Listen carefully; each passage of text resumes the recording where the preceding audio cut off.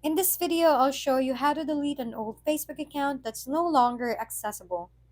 To start, we need to access the profile of the old Facebook account. Open Facebook and make sure your current account is active.